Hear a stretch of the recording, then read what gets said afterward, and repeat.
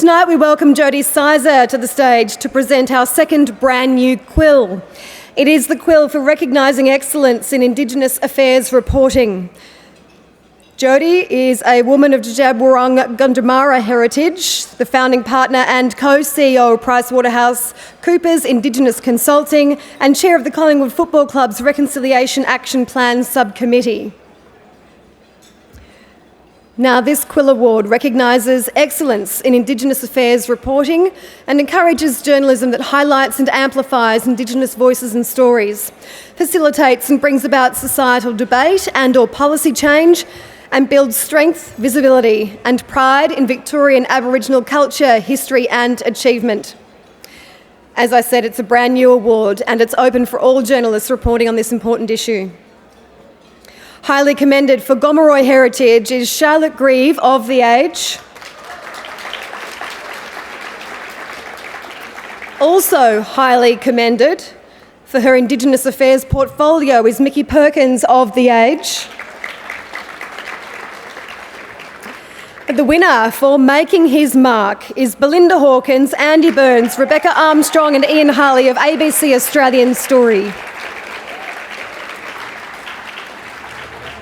A clear winner in this category, which allowed Marlon and his family to tell their story in their own voice.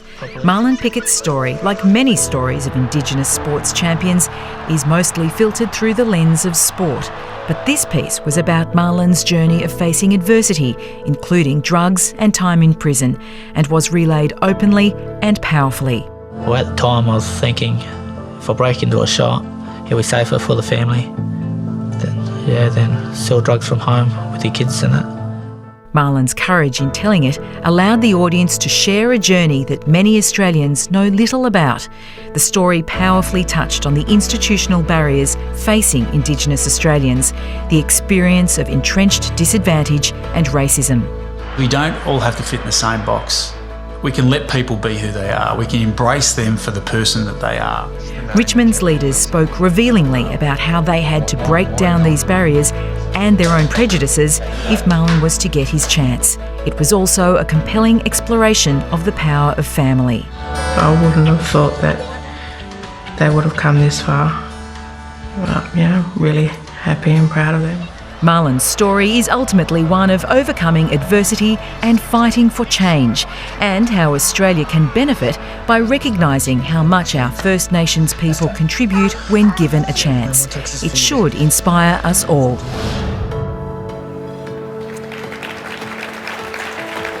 Congratulations to Belinda, Andy, Rebecca and Ian. Jodie Sizer will now say a few words.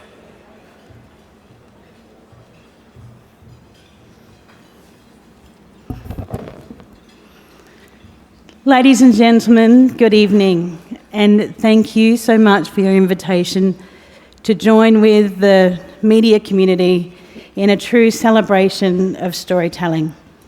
Can I acknowledge some of the true storytellers in Father Bob Maguire and Colin Duck in your recognition earlier today? But can I formally kick off my words with a formal acknowledgement of our traditional owners, the Boonwurrung and the Wurundjeri peoples of the Kulin Nation. I acknowledge them as our First Peoples and thank them for allowing us to meet upon their lands today. I thank their elders for their knowledge, their wisdom, and their respect in teaching us the way forward. And in particular, I'd like to thank Auntie Carolyn Briggs for your warm welcome today and all your teachings to me, Anna Carolyn. Thank you so much. Secondly, I'd like to acknowledge the finalists and winners of the Quills for the excellence of their stories, all of which have required courage, persistence, and great journalistic craft.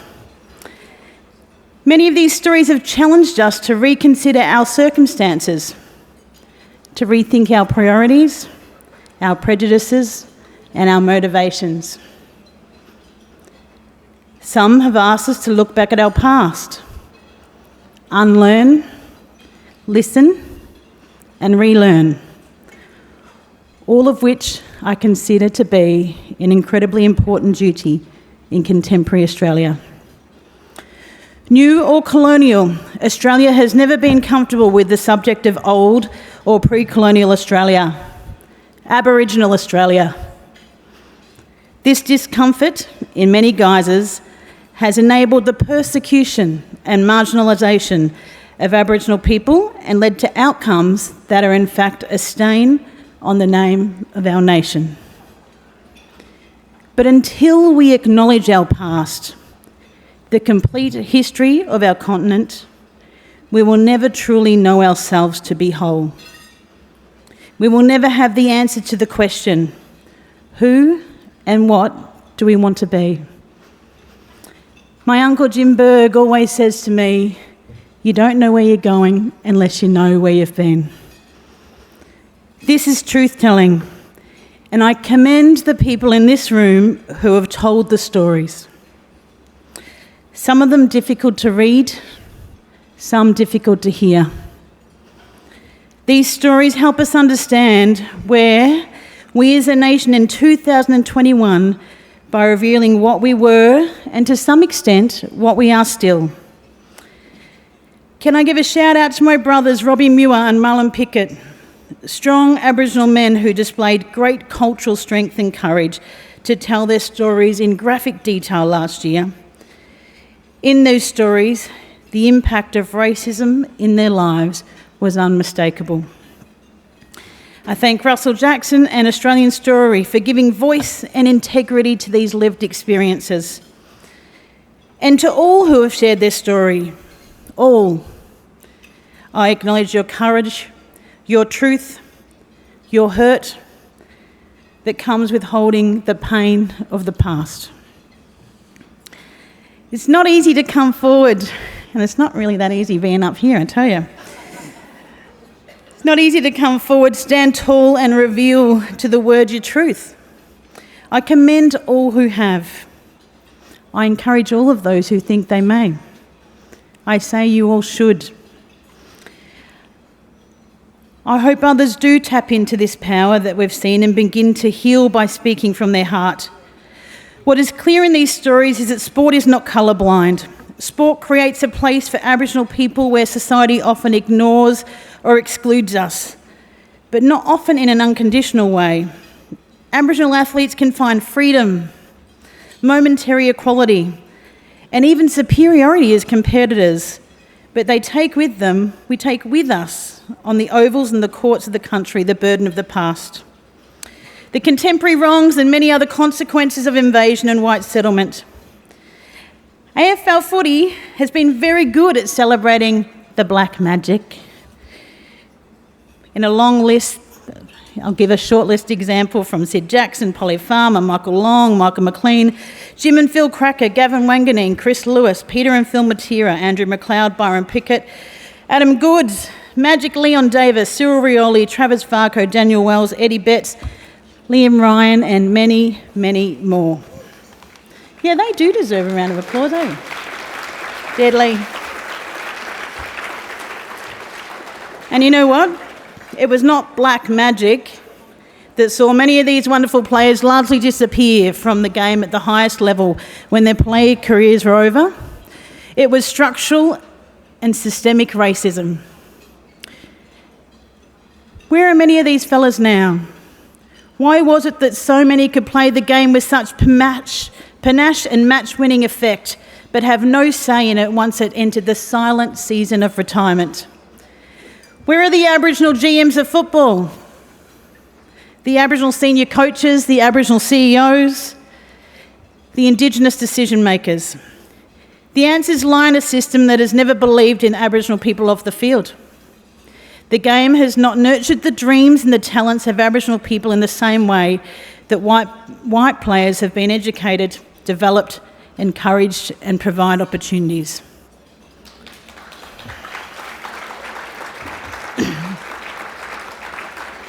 I ask you, why not?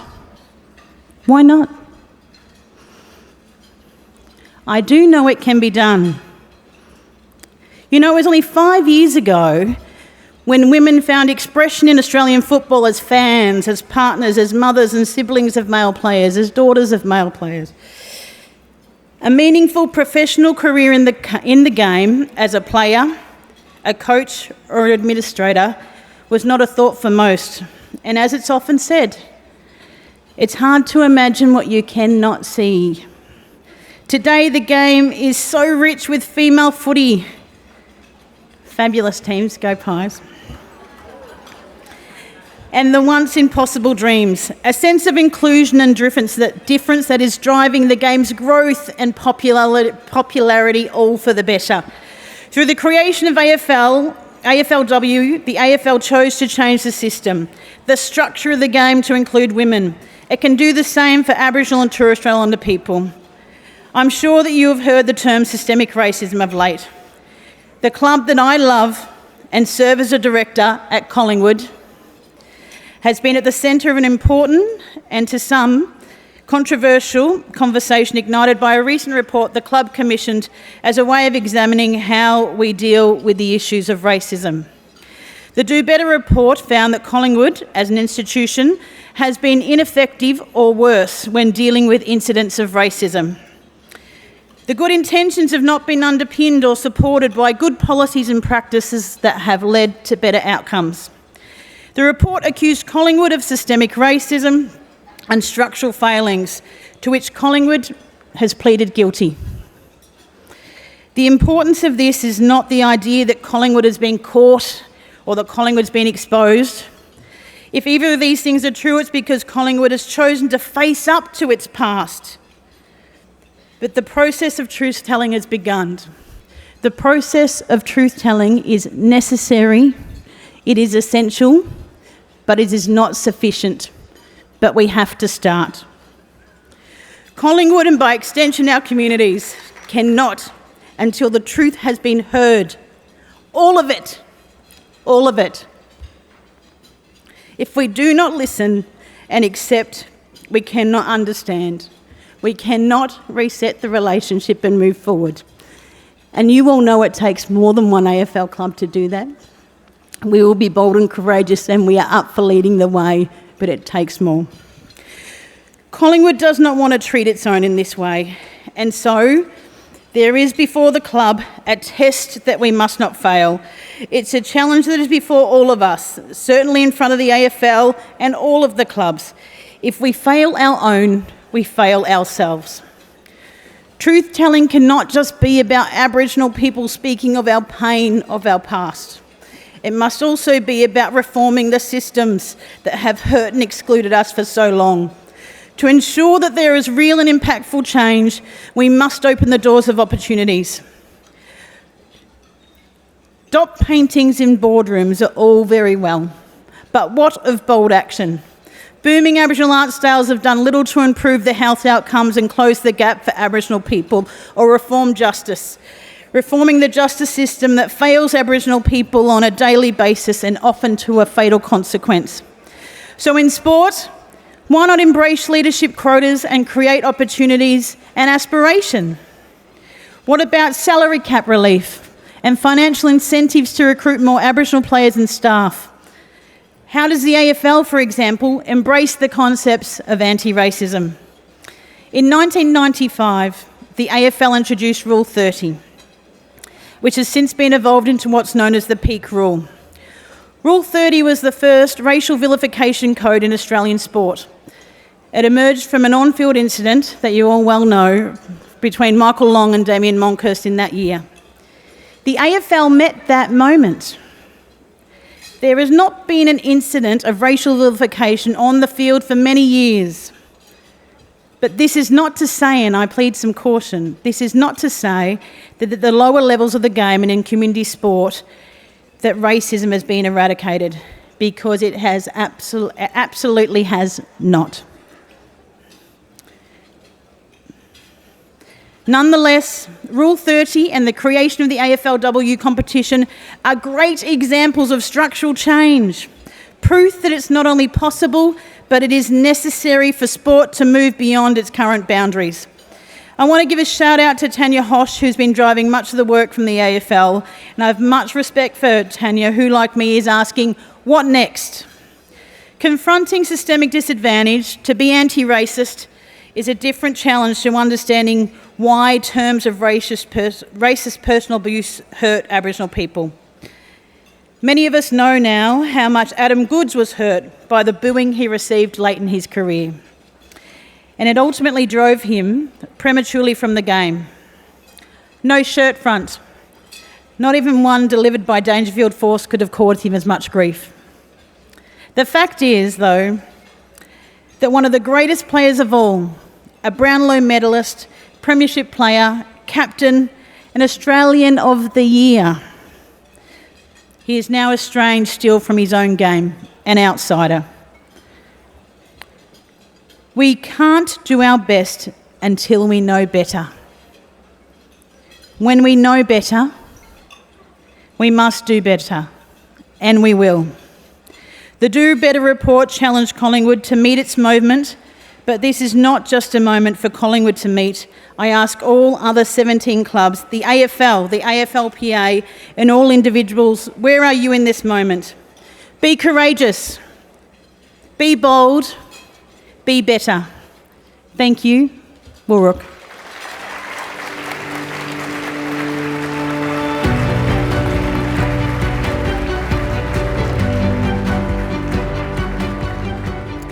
Thank you so much, Jodie. That was a brilliant speech.